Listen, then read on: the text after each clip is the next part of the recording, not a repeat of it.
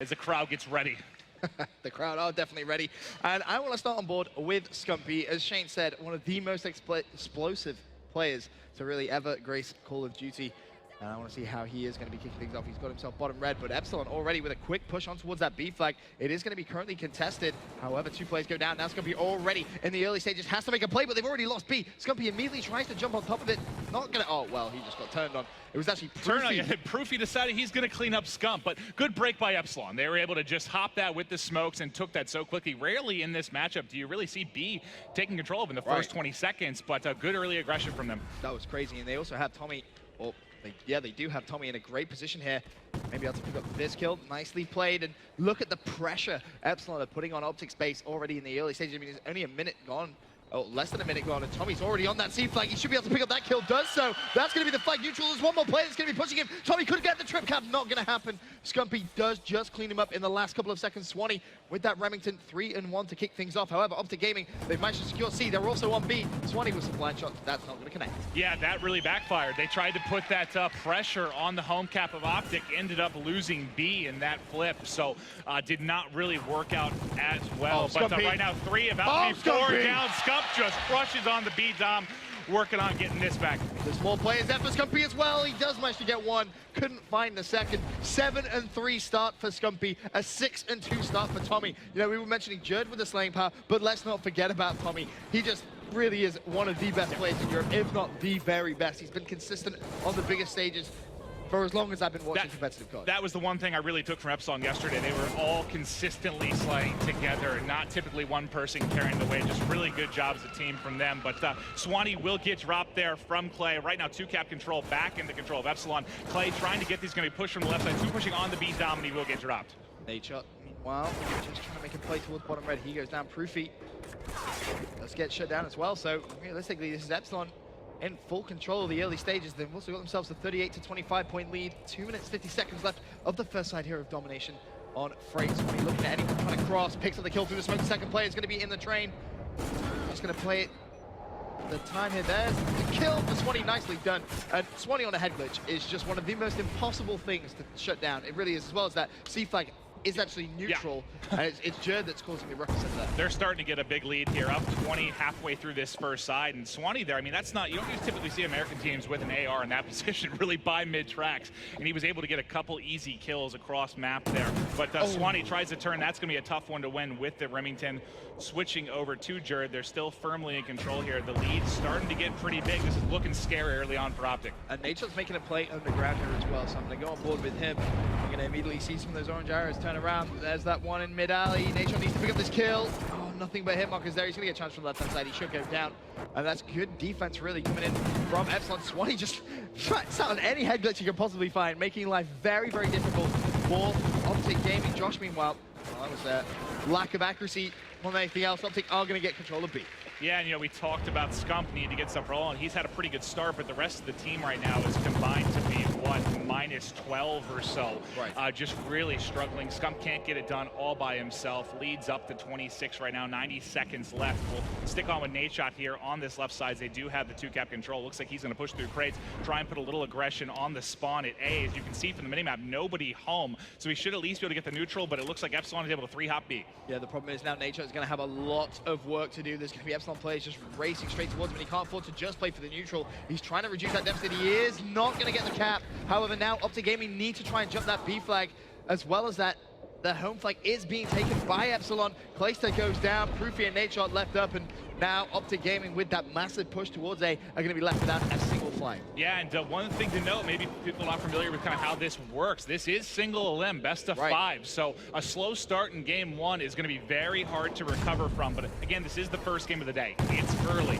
OpTic getting warmed up. It looks like Epsilon's going to be the hot team to start. And, you know, at what point are you going to say this is just going to be, you know, borderline impossible to come back from? But then again, we need to see what TCM almost overcame 42 points yesterday. Look at the aggression from Swanee. You mentioned it before, yeah. But he's got the AR. He's like, oh, I'm just going to go to C, don't even worry about it. Challenge me, Proofy, challenge me. You've got a head glitch, it doesn't matter. Accuracy too strong for Swanee. 14 and 6, kicking things off. The trip cap does go in, and it is going to be there for a couple of seconds. They may just get one tick, but to be honest with you, Maven, damage has been done. It's almost a repeat, really, of what we saw at Call of Duty Championships, where Epsilon just steamrolled the first map. It was just dominant performance. The last 30 or so seconds there, they weren't even getting any points. Right. I think with 9 seconds left, they were able to take their home cap. So just an incredible effort at Epsilon that first side. Scumpy 18 and 14. We said he needs to explode. He did just that. Now just needs his teammates to just step it up a little bit, give him some help, because you look over on the other side, you've got Swanee 16 and 7, Tommy 15 and 9, Jerd is 12 and 11, Josh, meanwhile, you know, he's 9 and 13, but bless him, he hasn't had much to do, really. And well, again, that's how it's been. It's been a pretty even effort out of them. Granted, Swanee is just crushing right now at 16 and 7, but none of them have really been struggling in the games I've seen. They've just all been doing really well. And even though Josh is -4 right now, I'm sure he's going to get it going on this second side. I love this heads-up play as well by Tommy. He's pulled out of Remington as well. They recognize, hey, we have a massive lead. We don't need to jumpy. We can just slay. Slay it around the flag. If we get 4 down, jump on it. Make it as simple as that. That's why on this map in particular, it is so hard to come back from a big deficit, because they have no reason to put themselves in a position to get a 3 or 4 down. They don't need to put any aggression on B at all. You know, now obviously the OpTic's able to take it. It's going to change the story, but that early break with the Remington I did like. Yeah, heads-up play from Tommy. Jerd is going to secure the B flag. Wow, so quick they switched that. Yep, managed to get a couple of kills down. Jerd pushes through. Problem now. It's going to be a couple of ultimate players. Great, Jerd with the knife on Scumpy. There's going to be a second player there. Jerd tagged up, goes for the pre-fire. Hasn't connected just yet. Still going to be chasing him. That was Proofy. Nicely played by Jerd. Fantastic initiative there. I think 90% of his bullets went into the map, and then he was able to his final goal to get the kill. As long as those 3 go in, that's all that matters, right?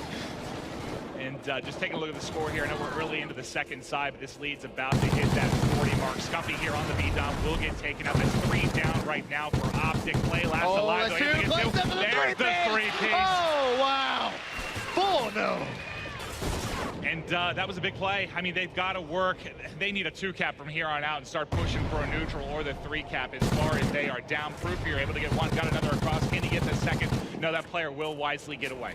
Yeah, nicely run away, really, but places 3 pieces. Keeps that B flag neutral. That's big for OpTic Gaming. It's 117 to 80, or 118 to 80 rather than deficit.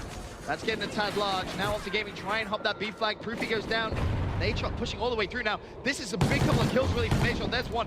Pre-fires towards red. Actually going to wait for this player to turn around. Oh, classic the timing there. Just swung around. Able to at least force some players to rotate back to that home cap. Gives him a little extra time there with B. But as you can see here, Jerd able to neutral that home cap. Oh, what? With the knife on Nade. If he gets the second kill, it's going to be huge. He's actually using a silence. MTAR in respawn, jumps around the corner, keeps the flag neutral. King Jerd does what he wants. 1 more play from OpTic Gaming. He's going to be charging him from behind, and Jerd gets his kill. That would have been ridiculous. Flag stays neutral. OpTic Gaming did well, though, to hold on to that B flag. The problem they're going to have now, though, is Swanee, 3rd story red. And this is very much what we saw Nameless do yesterday for Team Envious. Such a horrible spot. You get a talented AR up there, it's just impossible. You need to flood red and shut him down. Yeah, but the difference is they don't have the 2-cap right now. It's a lot more dominant when you have map control. They don't. He will fall. And if OpTic can hold this 2-cap for the remainder, I mean, this is going to turn to neck and neck. But obviously, we've got a ways to go. Jerd trying to, again, neutral this home cap. How annoying has he been over the past minute or so to apply this consistent pressure? Teammate picks it up. Nice nade comes in for Clay, though, able to shut that down. It looks like Josh here working on their home cap. Josh getting a big 2-piece over at C. Scumpy, though, behind enemy lines. Needs to go big. Picks up 1. Couldn't find anybody else. Placed it. He's pushing forward towards that A flag. 1 minute 45 left. 30-point advantage in favor of Team Epsilon. And if OpTic Gaming are going to have any chance of picking up this first map, they need to go, and they need to go now. That's exactly what Nadeshot's doing. He's on that A flag, but they need to make sure they don't lose B at the same time as well. C is actually being capped by Proofy, so potential trip cap for OpTic Gaming. Proofy needs this kill. It's going to be huge for his left-hand side. Not going to happen. It does get neutral. Meanwhile, Swanee, it's just a nuisance at A flag. Yeah, so a full minute here with a 3-cap would be 36. That's going to be so difficult to hold. I mean, this is close to, unfortunately, mathematically over in this game 1 for OpTic. And you know, the man of the match for me, at least across his second side, was just Jerd. I mean, I know he isn't quite as flashy statistically as Swanee, but that pressure on the home cap is just so irritating. Oh, without a shadow of a doubt. He's always making OpTic flank back, always giving them problems and troubles. Placed that. Well, that's unfortunate, but still managed to get the kill on Tommy. And the pressure is there on the base of Epsilon, but I think that cap ASAP. Placed that is on the flag, but as I said, there's going to be a couple of players rotating around towards him. Is he going to get the kill? There's 1 more player there. Nope. Flag still neutral, so that's unfortunate for OpTic Gaming. 37 seconds left. This one will inevitably go here to Epsilon, and I mean, a little bit better showing here in the second side for OpTic, but putting yourself in such a big hole on side one, it just makes it ever so difficult. We'll take a look here as we got a little time to kind of look through the stats and just see who really put up numbers.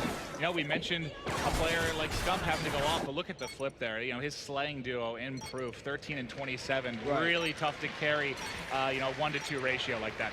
Epsilon pick up map number 1 here in the best of 5. Obviously, single elimination.